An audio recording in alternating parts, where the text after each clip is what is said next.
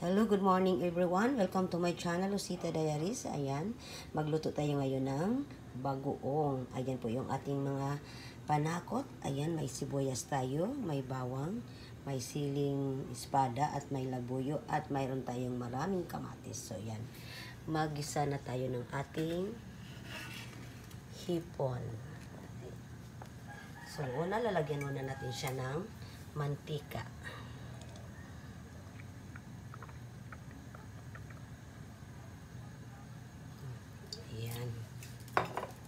At isusunod na natin yung ating sibuyas. Ayan, yung sibuyas muna natin unahin.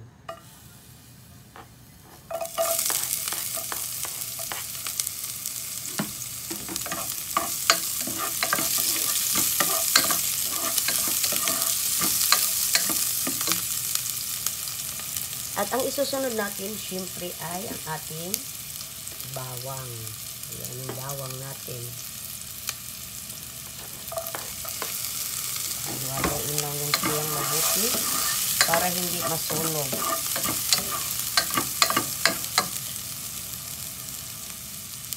At isusunod na natin yung ating siling espada. Ayan po yan. Yung green. Siling mahaba.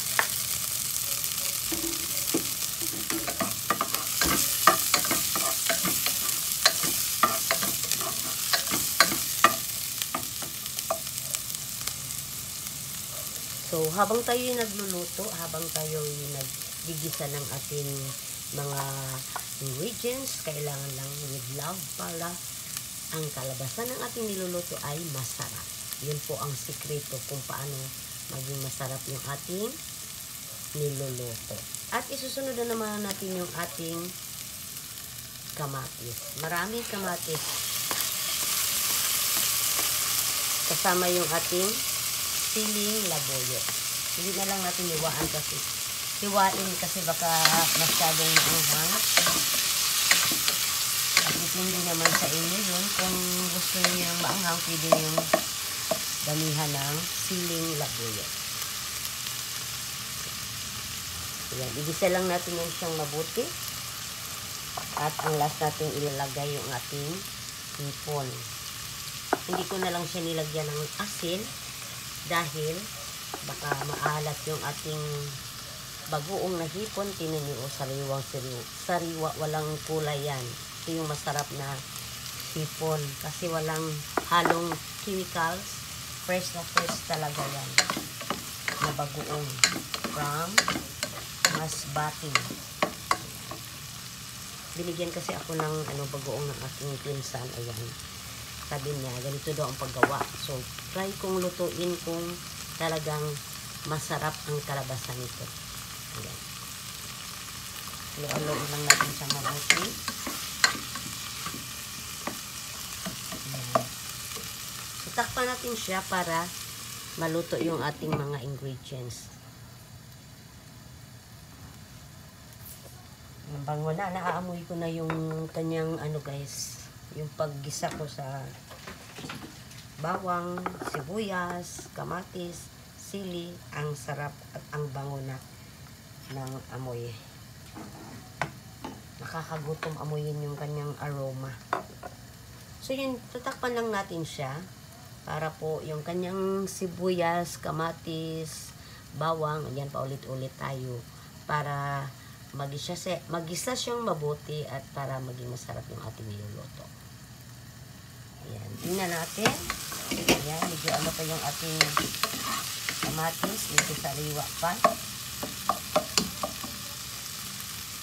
So, lagyan natin ng kunting mantika guys para maging naman yung ating kamatis. Kasi parang natuyo. Kunti lang kasi nilalagay ko kanina. Depende naman din yun sa inyo. Optional naman yung paglagay ng mantika. Kasi yung iba, umiiwas sa kolesterol. Pero, depende kasi yan sa atin. Ako, mas gusto ko yung medyo, yung ating ginigisa. Ayan, tignan mo. Ang sarap na tignan. Wala pa nga yung ating main ingredients. Nandito pa, hindi pa nailagay. Ayan. Ayan, sarap. So, ngayon, ilalagay na natin yung ating bagoong. Buksan natin. Ayan. Siguro hindi ko ito ubusin. Ayan, maglagay na tayo ng ating bagoong.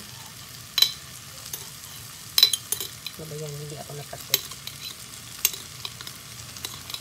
Pang madami naman to, hindi ko siguro ito ubusin. Kasi ano, ayan. Sarap. Ang bango. Nangangamoy na siya, guys. So, yan po yung ating paggisa lang, ano. Lalo siyang bumango yung kanyang amoy. Wow. Ganda. Tingnan niyo, guys. Diba? Yan lang po yung paggisa ng ating bagoong. Tingnan niyo mabuti. Ayan. Walang kulay. Natural color lang. Kasi mas maganda yung tignan yung natural lang yung ating kinakain. Walang halong chemicals. Kasi pag may mga color na parang, diba? Napansin nyo pag pag maraming kulay, parang mawalan tayo ng ganang kainin. Kasi makikita mo yung kulay, hindi na natural. Ayan, haluin ko siyang mabuti. Yummy. Ang bango. Tignan natin at titikman natin konti yung kanyang hipon. Yung bagoong. Yan. Tikim lang ko konti. Ang sarap. Hindi siya maalat. Sakto lang. Buti na lang hindi ako naglagay ng asin. Kasi sakto lang pala yung alat niya. Diba?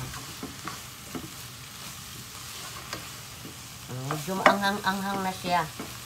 Na feel ko na yung anghang niya. Ayan kasi yung ating bago. Ating siling labuyo. Ayan. Buo pa rin siya. Pero dahil nga naglagay din tayo ng siling espada.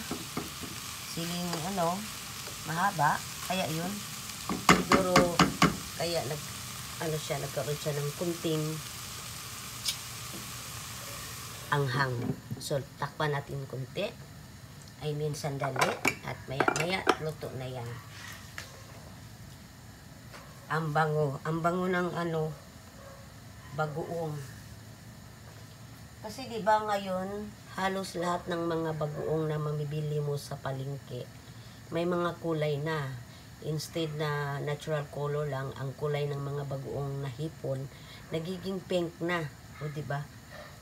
Parang nakakatakot kainin. At saka ang alat-alat. Ito guys, yung binigay sa akin ng aking pinsan. Sakto lang yung alat niya. Hindi talaga siya maalat as in. Kaya hindi na ako naglagay ng ng asin. Kasi hindi siya maalat. I mean pag lalagyan ko pa siya ng asin, hindi naman siya maging maalat dahil ang alat niya sakto lang. Hindi tulad ng mabibili mo sa palengke, grabing alat na nilagay nila, grabe ang asin kasi siguro para nga hindi masisira. Pero ito, galing ito sa pinsan ko. Ayan. Binigyan ako sa pinsan ko kasi galing sila sa Masbate. Binigyan ako ng dito. Ayan, ang sarap. Grabing sarap na nito, guys. Sarap to pag may kalamansi. Tapos kain tayo ng may